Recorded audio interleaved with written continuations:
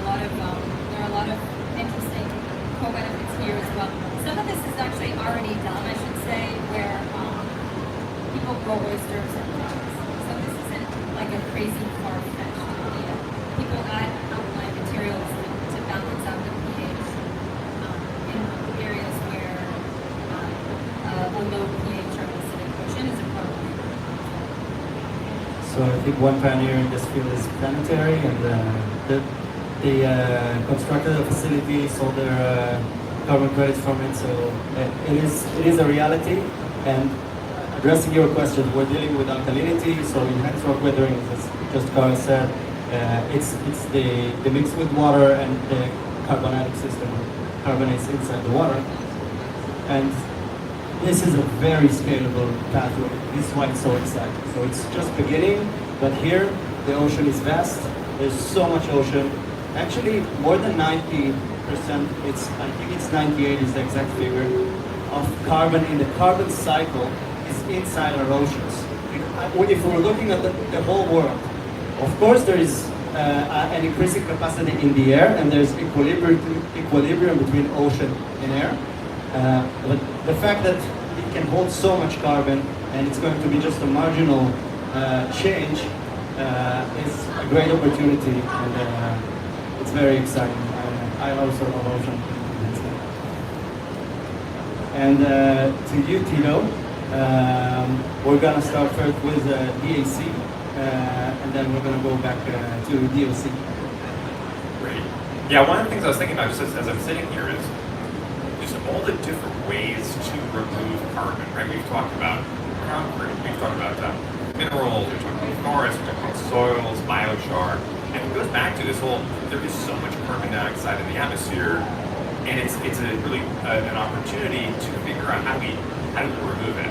And it can take the form of things that can work really well in one country or one particular area, and other methods might work better in different areas. So I'm going to cover some of these last couple topics. Direct air capture.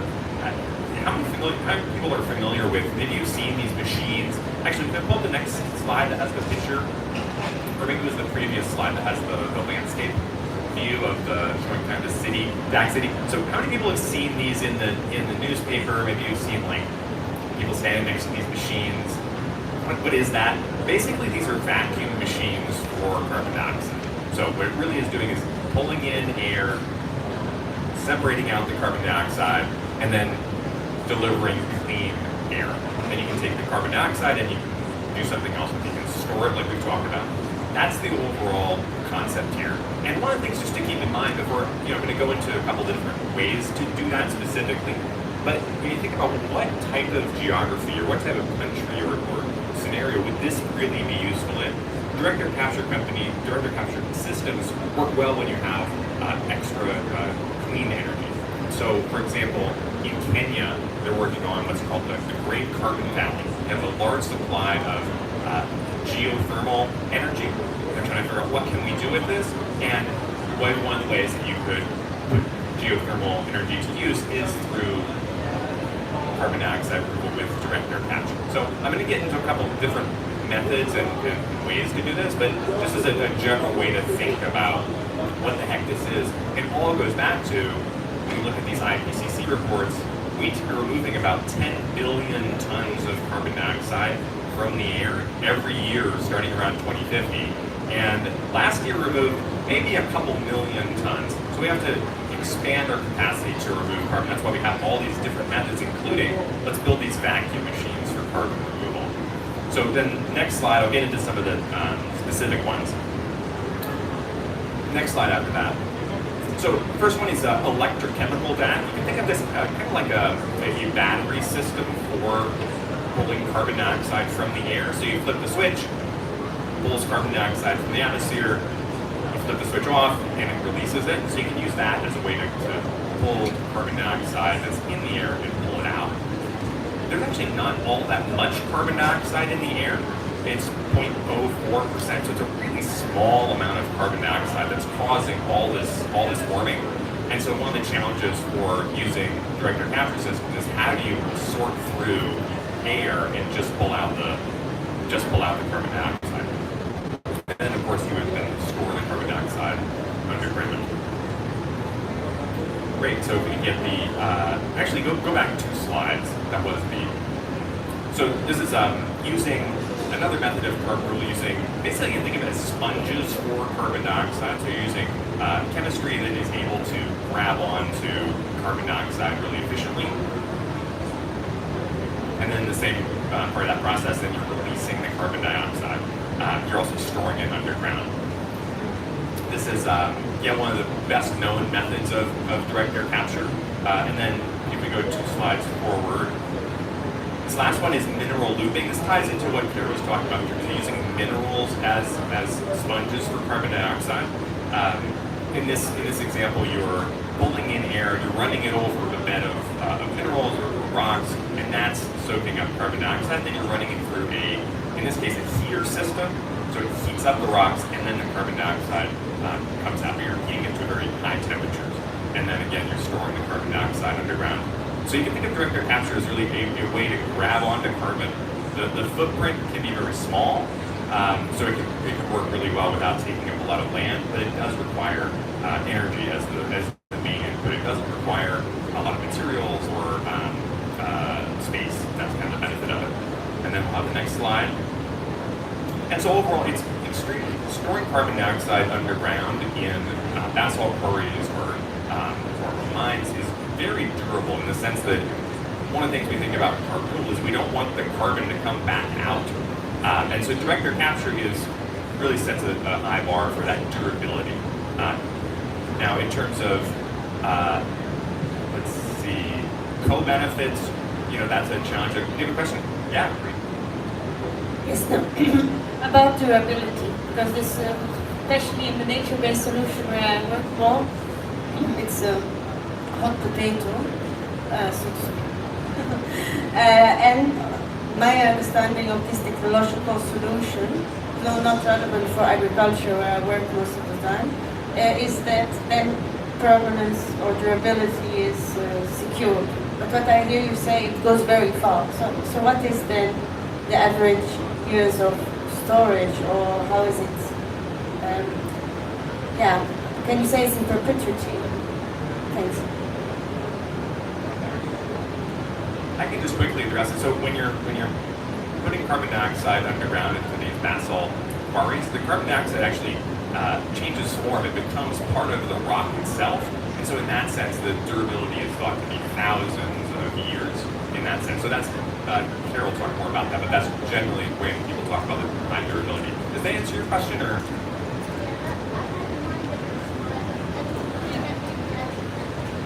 Yeah, sorry. I mean, the Earth is constantly going, slow on human timescales, but the Earth is constantly undergoing changes in the geologically. So yes, eventually you might see something different. If you store it, even if you store it not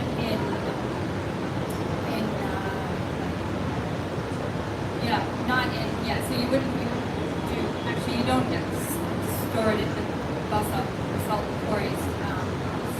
You store more in ultramafic subsurface rock formations. But sorry. However, there are other ways to store carbon which are being done more commonly, but that's also quite stable on human time scale, thousands and thousands and thousands of years. That's not really a concern. You can also take the CO2 from that and you can store it in concrete. You can store it in other ways by binding it to rock. Yeah.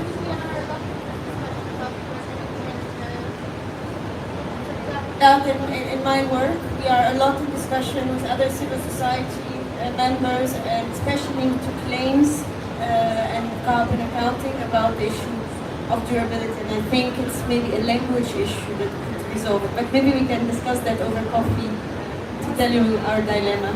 Yeah, one thing just to add before I hand this back to Tito is that we have a range of durabilities, we'll say, with all these different ways to remove carbon. We need to do all of them. It's not this is better than that one. They all work on different time scales. We there's so much carbon that needs to be removed, it would be silly to exclude anything based on the amount of time it's stored. We do need to think about durable long-term storage, but we can ignore what we can do now short-term as well. So I'm coming back to the slides, and we came back so you can have a look on, let's say, all of the storage. And I think, like Tito said, usually DAC would be coupled with very high-end storage that will be from the range of 1,000 to 100,000 years. So we're jumping back, Tito, and you tell me where you want to take it off. From here? Yeah, so we left off, we're talking about durability, right? So we can put carbon dioxide underground, it's stored for a very long time. You can also see on the co-benefits are low, the price is high. So it's not just, hey, this is the one thing that we should be doing. This is all a balancing act of how to remove tens of billions of tons of carbon dioxide from the air. So like Tara was talking about, this is something we're testing out, we're prototyping these things all over the planet in different ways, in different geographies that work well with existing industries, whether it's industrial or agricultural, and that's really what all of these solutions go back to. And so that's the case for direct air capture, some of the benefits and some of the challenges with it.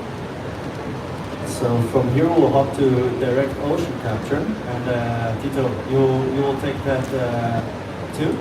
And I want to add on the direct air capture. I think that the purity that you have in direct air capture, also direct ocean capture, has the capacity to decarbonize industries that are using mainly CO2. So we're gonna have a beer this evening, and we're gonna enjoy ourselves. We're gonna do that in 2052, and we want to use sustainable CO2, recycled. It will come out of the air, and it will go back to the air. And this is like a fantastic direct air capture possibility that we can harness. Yeah, does anybody have those CO2 injector things in your house where you can make like it's called Soda Stream or whatnot? You can put carbon dioxide like right into your drink. So whenever you drink, what do they call it? Sem gas, and then I forget what it's called here with gas, but that is carbon dioxide that's put into that. That's what makes drinks fizzy. So that's and beer as well. And the sad reality is today we burn fossil fuels, we clean them up very good from all the bad materials, and we put them in us. So that's how it works, and we want to do it differently. There's one story, but there was a beer shortage at the World Cup a couple years ago, and it was because they didn't have a supply of carbon dioxide to put it into the beer, which is like, it's like, hey, we've got some floating around, can we pull it out? So that's what some of these companies are working on. It's how we Climeworks, for example, which is one of the best known direct air capture companies, has a partnership with Coca-Cola doing direct air capture to provide them with carbon dioxide. This last one, this is electrochemical ocean carbon dioxide capture. You can think, one of the things that we already talked a bit about, but the ocean holds a lot of carbon dioxide. The ocean holds 50 times more carbon dioxide than the atmosphere. What if we could pull carbon dioxide from the ocean instead? So we could reduce ocean acidification, that would be a benefit, and it would also indirectly remove carbon dioxide from the atmosphere. So this is a method to change the chemistry of ocean water in a way that you're able to pull carbon dioxide from the ocean. And so I think that's, again, anything where you're dealing with pure carbon dioxide, putting underground, it's going to have very high durability. And then same thing in terms of the cost is going to be high, and the co-benefits are medium.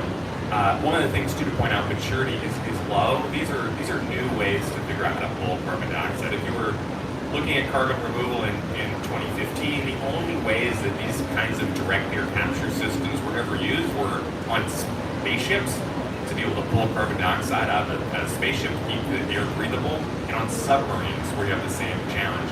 And so a lot of these new technologies are being adapted to figure out how do we scale up from a submarine to an entire planet. So that's really the case for direct air capture, is developing quickly and something that's a newer approach to figure out how to pull carbon from the air.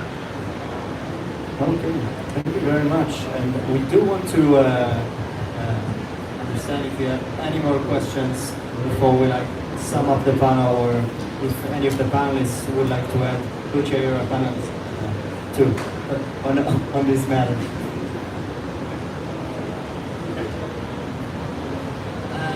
One year ago, when I joined a business unit in the US, we talked about CDR in the US achievement of their target.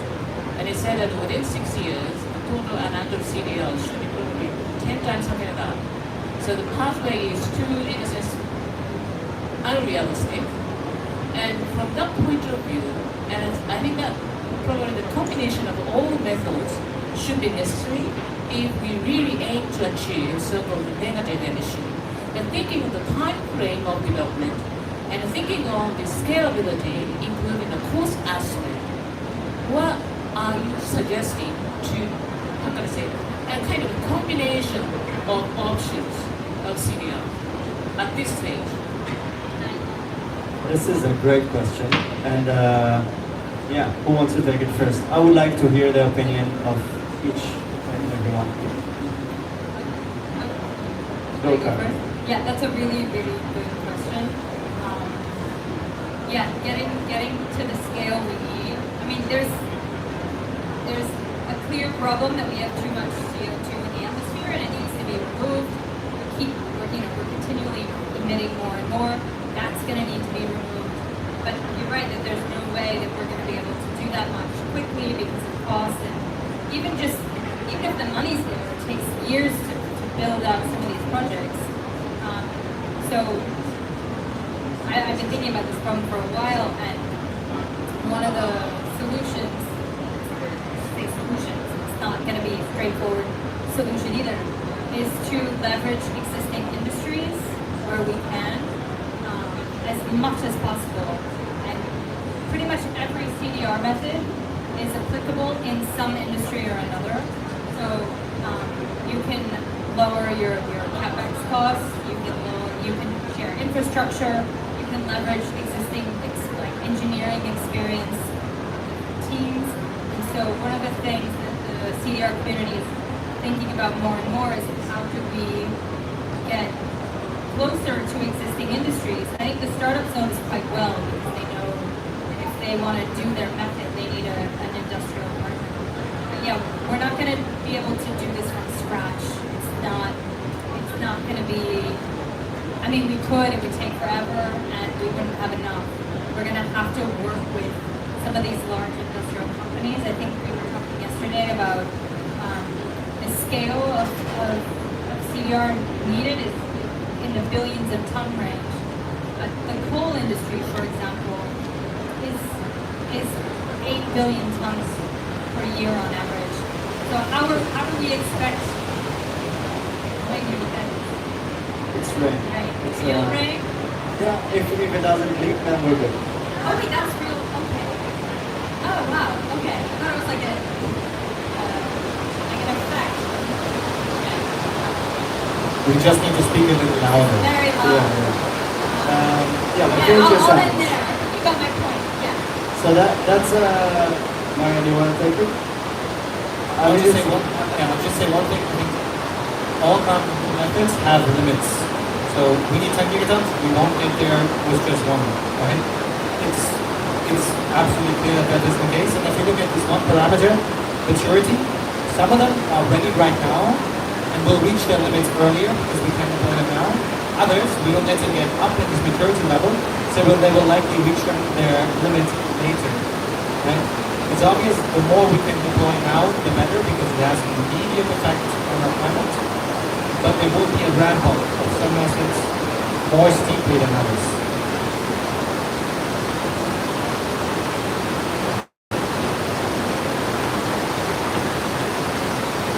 I'm not sure if I can compete with Marie. 1 second before we go on to another question. Sorry?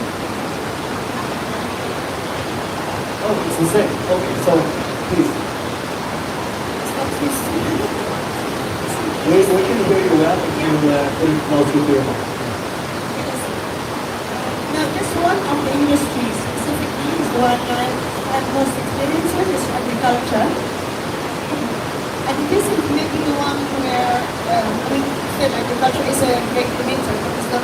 largest, and it's also not as maybe the volume of removals we can have if the processing is not as much as direct capture, for example. So, but it's a potential, and what I see as barriers, there are the solutions. So I've experienced a couple of these, the agroforestry, the soil carbon, and the biochar, and looking forward to developing a couple of others. But there is a gap between where the financing is coming for the project and the ones that can actually implement well these projects with the right knowledge of agriculture and the right communities, and in a way to really engage and make it working. And also the business case is not as strong the more you go to vulnerable communities that will work on it and a smaller piece of land. So that is the two gaps. And while the solutions can be effective, also in agriculture, even maybe not the fastest path, but one of the paths, there is a gap in linking the finance to the right institution and then implement them at scale. So that's what we're trying to fill in, but it's still work in progress. So I hear Kara, and also the use of existing industries. It's a very interesting approach. It's very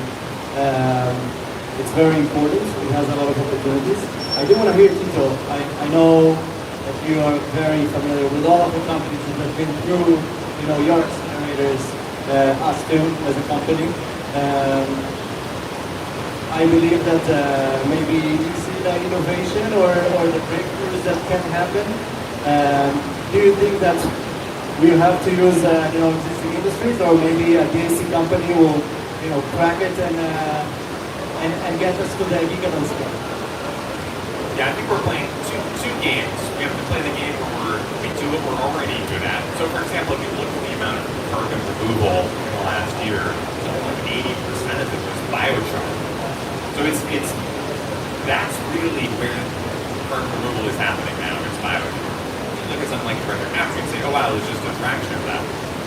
The way to think about that is to get to removing 10 billion tons of carbon per year, we should do the things that we're already very good at, that we can grow quickly, already can leverage existing industries that we're talking about.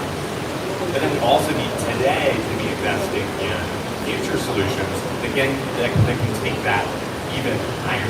Because one of the challenges when you think about biochar and agriculture, for example, all of these solutions cap out below 10 billion tons of carbon per year. And so it always is going to be the sum of them, adding them all up to be able to get these climate targets like 10 billion tons of carbon.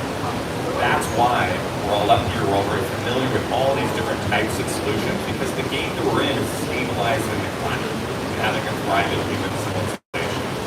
And the IPCC reports and others point to needing carbon removal alongside all this decarbonization work.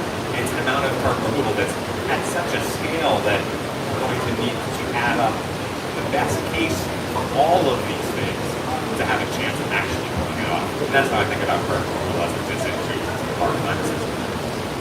I cannot add anything more than what people said. I completely agree. So another question, Dexter. Thank you for this. What is the plan for finance? How are you planning to access this area? Yeah, so the question is, how do you plan to access finance?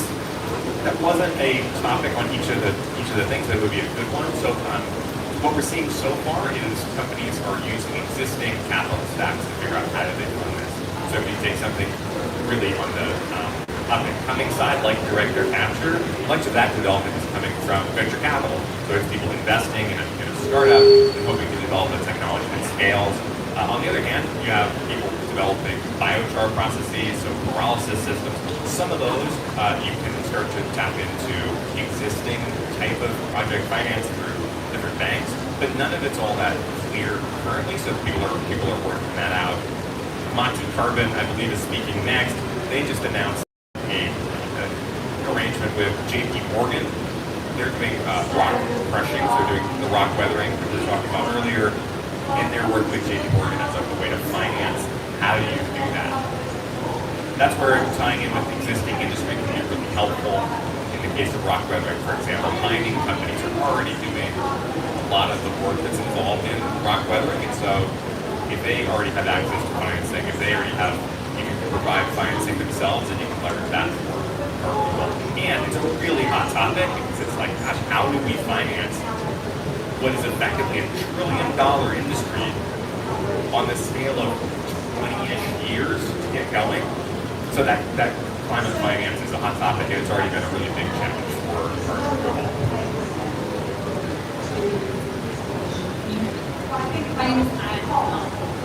I think because this is something that nobody really needs necessarily. It's not like switching from fossil fuels to solar energy. People stay as energy. So I think that you're seeing more and more different business models for how to make this work. So a lot of CDR right now is funded by the voluntary large corporate off-takers or basically almost funding research in a way.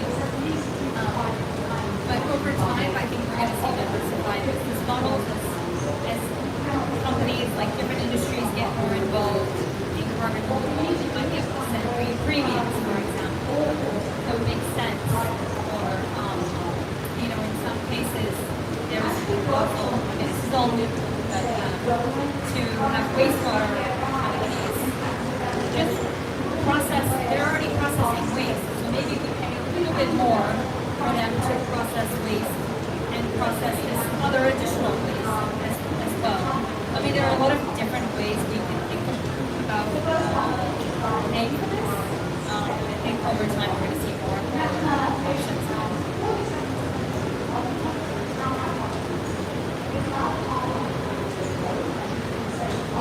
Can you hear me? Good. I think when we're looking at climate tech, big tech startups, we have to finance it in a business sense. There are a lot of innovative business models. The pairing of industrial benefits or working with industry, creating additional products. When you capture carbon, you can, let's say the rock can be valuable. Or the treatment to that is happening with wastewater today, that can also create carbon removal if you use the right feedstock. We're going to talk about it pretty much focus only on that in the next panel, so you're welcome to stay. I do believe that there is a big financing opportunity here, big not just financing. There's a big profit to be made of this amazing industry.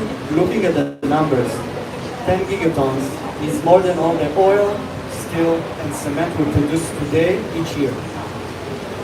So we have 25 years to hyperscale the industry. If you're going to put your money in the right company, that's going to explode. You're creating the next CDR giant. It's the next. It will be like an oil and gas company. And anybody smart enough to put their money there is going to benefit. So we see VCs going into that field, and of course the governmental money or the voluntary carbon markets that are pushing it forward. Any other questions? I think we have time for the last. Just a comment. Celebrating that this is the first time we've ever had a carbon removal millennia copy. It is huge because this all started inspired by the models coming out from the IPCC in 2018. For decades, we have been able to get to a stable climate below 2 degrees using only decarbonization, reducing emissions, changing lifestyles, switching to solar, switching to wind, nuclear, these sorts of things. The reason that we're here today is because there is no path to 2 degrees of warming without carbon removal. And that's really what has us talking about project financing, about what country and context can this work in. Can we work in agriculture, work with machines and manufacturing? How do we make this happen? Because that is how we stay below 2 degrees of warming. Well, thank you very much for all of our experts giving different approaches. I strongly believe we can do it. We should invest finance all of the pathways, give the best one you can, and see where the breakthrough comes. We're going to stabilize the climate. We just have to go faster. Thank you very much. And Chris? Thank you very much, everyone. That's the end of our first session. I'm Chris Sherwood, the Secretary General of the Negative Emissions Platform, and we'll be back here on stage in about another 40 minutes or so for the next session, which Tom will also be involved in.